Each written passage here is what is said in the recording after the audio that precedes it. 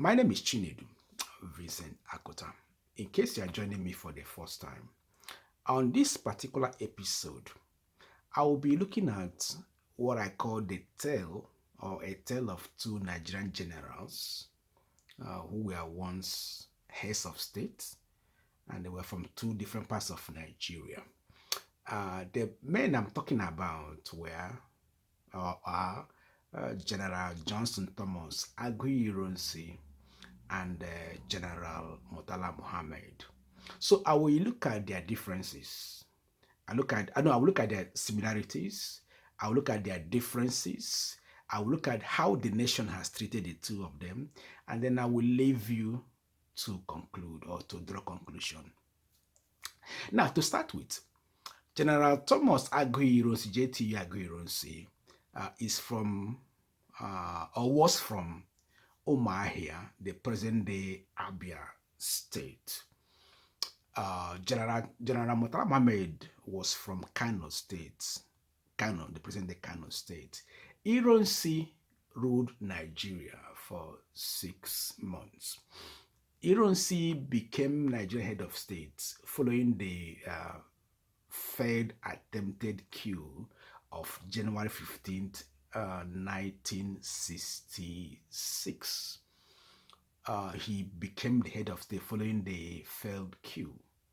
Note, he did not participate in the coup, but because the coup failed, he was the most senior army officer.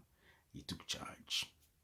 Now, he was killed in July 29, 1966 at Ibadan, which is in present-day southwestern part of Nigeria, when he went to visit the governor of Western region. There was, I think Faji or something. Pardon me if I've made any error.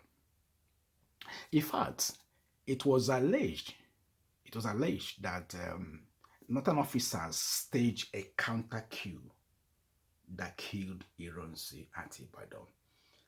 It was alleged that Theophilus Danjuma, Murtala Muhammad, and other northern officers were involved in the killing of Aguiyi-Ironsi. Now, Murtala Muhammad, after the death of Aguiyi-Ironsi, Gowon took over. But I'm not talking about Gowon now. I'm comparing General Ironsi and General Murtala Muhammad. Murtala Muhammad toppled Gowon's government, I think July 29, 1975, if my memory sounds correct. So July 29, 1975, Ironsi was killed July 29, 1966. So 9 years after the death of General Thomas Aguiyi-Ironsi, General Murtala Muhammad took over power. He toppled General Gowon, who was on a meeting, or a meeting at Kampala.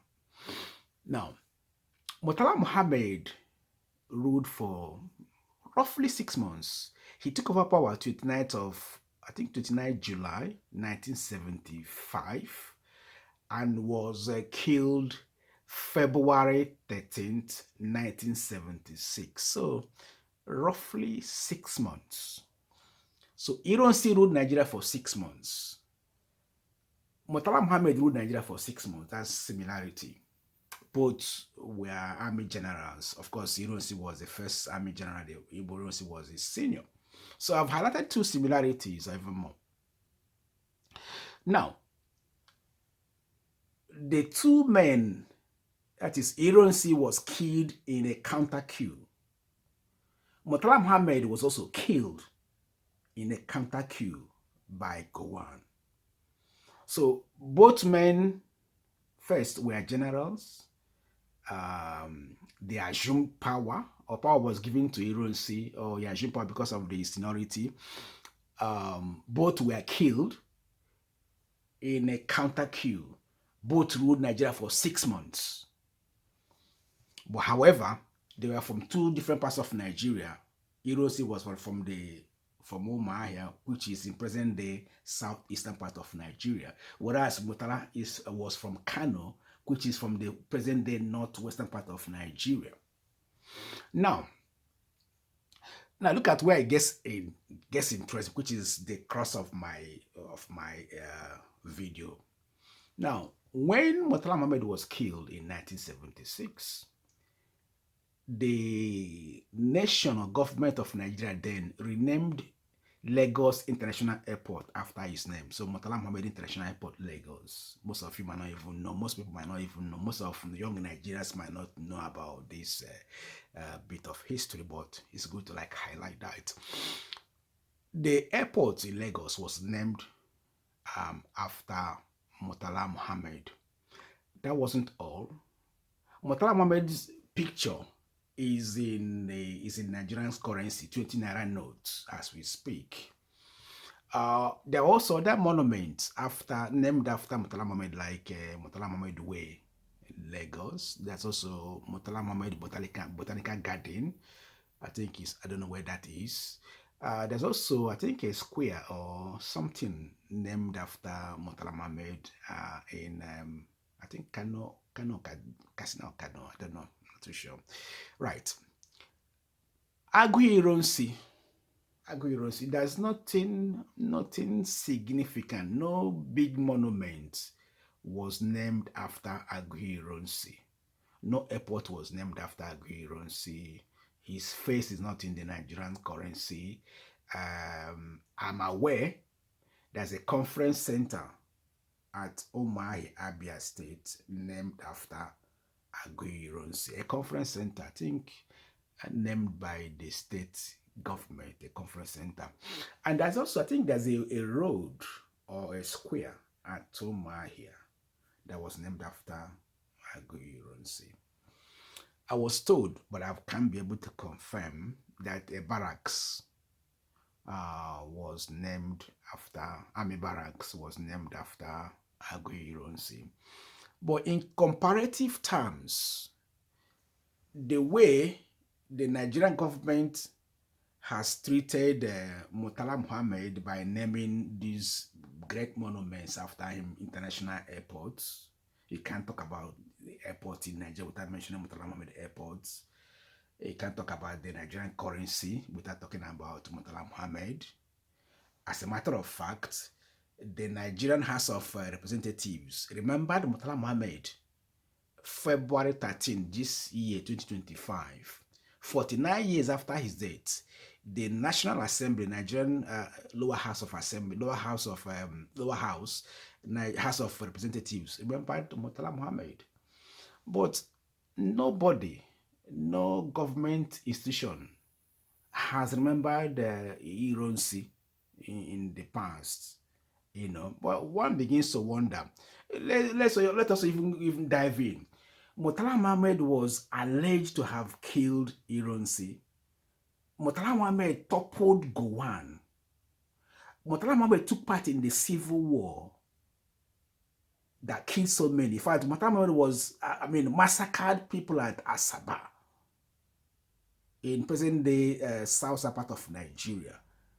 With all these atrocities he committed, he was also honored by renaming his name after great monuments in Nigeria. But here was Ironsi, who didn't even commit any atrocity. He didn't participate in any coup in Nigeria. He only assumed power because of his position as the most senior army officer then. And he ruled for 6 months and was shot and was killed. Nothing of let's say great interest was named after him. Okay, let's even go further. People like Obafemi Awolowo, may so rest in perfect peace, who was a great leader. His picture appears on the currency, Nigerian currency. Let's say Akanu Ibiam his name was used to rename Enugu Airport. Michael Okpara, his name was used to rename, I think, a university, you know. But nothing of significance or nothing of note was renamed after Aguiyi Ironsi. One begins to wonder, why wouldn't Nigeria find something big and name after Aguirre. Hmm? So you now begin to wonder when Igbos agitate. So you begin to wonder when people begin to agitate, when people begin to clamor, when people begin to shout against about the injustice against the Igbos. These are real. These are everywhere. You could see the signs of injustice against the Igbos.